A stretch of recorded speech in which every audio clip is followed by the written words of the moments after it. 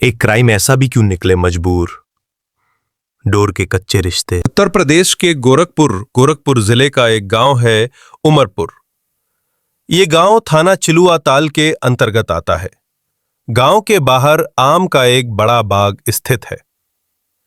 21 नवंबर 2018 को करीब 10 बजे गांव के ही विकास राजन और अमन नाम के लड़के इस बाग में खेलने के लिए गए थे। वहां पहुंचकर वे अपने खेल की दुनिया में रम गए थे। खेल के दौरान ही राजन चिल्लाता दौड़ता हुआ विकास और अमन के पास जा पहुंचा। उसे चिल्लाता देख दोनों परेशान हो गए। तभी विकास ने उससे पूछा, अबे तू चिल्ला क्यों रहा है? वहां झाड़ी में क्या कोई भूत देख लिया जो चीख रहा है और तेरे माथे पे पसीना आ गया? भूत नहीं, वहां झाड़ियों में एक लड़की की लाश पड़ी है। लंबी सांसें भरता हुआ राजन बोला, तुम्हें मेरी बातों पर यकीन न हो रहा हो तो आओ मेरे साथ, तुम्हें भी दिखाता हूं। कहकर राजन झाड़ी की ओर बढ़ा तो उत्सुकतावश उसके दोस्त भी उसके पीछे पीछे चल दिए। जब वो झाड़ियों के पास पहुंचे तो वास्तव में वहां एक लड़की की लाश पड़ी थी। लाश देखकर वे अपना खेल खेलना भूल गए और सभी सिर पर पैर रखे चिल्लाते हुए गांव की ओर भागे। गांव पहुंचकर उन्होंने इसकी सूचना गांव वालों को दी। बच्चों की सूचना पर गांव के कई लोग लाश देखने के लिए आम के बाग में पहुंच गए।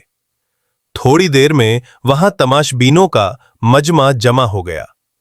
सूचना पाकर गांव का चौकीदार आफताब आलम भी मौके पर पहुंच गया था। लड़की की लाश देखकर चौकीदार आफताब आलम ने सूचना चिलुआ ताल के थाना प्रभारी अरुण पवार को फोन द्वारा दे दी। सूचना मिलते ही थाना प्रभारी अरुण पवार मय फोर्स उमरपुर में घटनास्थल पर पहुंच गए। उन्होंने बारीकी से लाश का मुआयना किया। लाश की दशा देखकर वो दंग रह गए। हत्यारों ने मृतका को 5 गोलियां मारी थीं। कनपटी और सीने में 1-1 और पेट में 3 गोलियां मारकर उसकी हत्या की थी। शरीर पर कई जगह नुकीले हथियार से गोदे जाने के निशान भी थे। खून भी सूखकर पपड़ी के रूप में जम गया था। लाश से थोड़ी दूर पर कारतूस के 2 खोखे भी पड़े मिले। पुलिस ने वो कब्जे में ले लिए। मौके से कोई ऐसी चीज नहीं मिली जिससे थाना प्रभारी इस बात पर गौर कर रहे थे कि मासूम सी दिखने वाली युवती की भला किसी से क्या दुश्मनी हो सकती थी जो उसे 5 गोलियां मारकर मौत के घाट उतार दिया हत्यारे का। जब इससे भी जी नहीं भरा तो उसने किसी नुकीली चीज से उस पर अनगिनत वार करके अपनी भड़ास निकाली। इससे साफ पता चल रहा था कि हत्यारा मृतका से काफी खुन्नस खाया हुआ था। पुलिस को मामला प्रेम संबंधों का लग रहा था। अगले दिन एसएसपी डा सुनील गुप्ता ने SP north Arvind Kumar Pande, CO Rohan, Pramod Botre और थाना प्रभारी अरुण पवार को अपने ऑफिस बुलाकर हत्या के इस केस के बारे में चर्चा की और जल्द से जल्द केस का खुलासा करने के निर्देश दिए। घटना को 1 सप्ताह बीत गया, लेकिन ना तो मृतका की शिनाख्त हो पाई थी और ना ही किसी थाने में इस उम्र की किसी लड़की की गुमशुदगी दर्ज होने की सूचना मिली, जबकि मृतका की शिनाख्त के लिए जिले के सभी 26 थानों को मृतका का फोटो भेज दिया गया था। जांच टीम के लिए यह मामला काफी पेचीदा होता जा रहा था। तब थाना प्रभारी ने अपने खास मुखबिर लगा दिए। 7 दिनों बाद यानी 4 दिसंबर 2018 को प्रमिला और सरिता नाम की 2 सगी बहनें थाना प्रभारी अरुण पवार से मिली। उन्होंने बताया कि उनकी छोटी बहन 15 वर्षीय रागिनी, जो गुलरिहा थाने के शिवपुर सहबाजगंज में रहती है, 20 नवंबर 2018 की शाम को घर से साइकिल लेकर निकली थी। वो अभी तक घर नहीं लौटी है। माँ बाप ने कई दिनों तक रागिनी को इधर उधर तलाशा, लेकिन जब कहीं पता नहीं चला तो वो चुप होकर बैठ गए। उन्होंने ये जानने की कोशिश नहीं की कि वो कहाँ चली गई और किस हाल में है। भाई सिकंदर पाल भी रागिनी को तलाशने में कोई रुचि नहीं ले रहा। वो भी चुपी साधे बैठा है। ये बात दोनों बहनों प्रमिला और सरिता को बड़ी अजीब लगी कि जिसकी सयानी बेटी घर से लापता हो जाए, वो बाप हाथ पर हाथ धरे भला कैसे बैठा रह सकता है। कहीं ना कहीं कोई पेंच जरूर है। तब से दोनों बहनों ने अपने स्तर से रागिनी की तलाश शुरू कर दी। उन्हें जब पता लगा कि उमरपुर गांव के आम के एक बाग में एक सप्ताह पहले पुलिस ने एक लड़की की लाश बरामद की थी। मैं बिल्कुल ठीक कह रही हूं, निर्मला ने कहा। तो तुमने इस बारे में रागिनी से पूछा या नहीं? नहीं, अभी तो नहीं, सयानी बेटी है, पूछने पर कहीं कुछ कर न बैठे इसलिए चुप थी। ऐसे चुप्पी साधे ही बैठे रहना, कहीं ऐसा न हो कि बेटी मुंह पे कालिक पोतकर फुर्र हो जाए। पारसनाथ पत्नी निर्मला पर गुस्से से चिल्लाया, क्या अब मुझे ही कुछ करना पड़ेगा? नहीं, तुम अभी उससे कुछ नहीं कहना, मैं उससे बात करके समझाती हूं, निर्मला ने कहा। इत्तेफाक से अगले दिन रागिनी स्कूल नहीं गई थी। पति भी अपनी ड्यूटी जा चुके थे। तभी निर्मला ने अप्रत्यक्ष रूप से रागिनी से बात शुरू की। पढ़ाई कैसी चल रही है बेटा? ठीक, एकदम फर्स्ट क्लास। क्यों मां, क्या बात है जो आज मेरी पढ़ाई के बारे में पूछ रही हो? रागिनी ने मां से पूछा। कुछ नहीं बेटा, बस ऐसे ही पूछ रही थी। अच्छा बेटा, मैं तुमसे एक बात पूछती हूं, क्या सच बताओगी? निर्मला ने कहा। हाँ मां, पूछो, क्या पूछना चाहती हो? रागिनी ने उत्तर दिया। तुम कल किस लड़के के साथ घूम रही थी? निर्मला ने पूछा। तो रागिनी के चेहरे का रंग उड़ गया। वो एकदम से सकपका गई। किसी भी लड़के के साथ नहीं। ये तुम क्या कह रही हो? रागिनी हकलाते हुए बोली।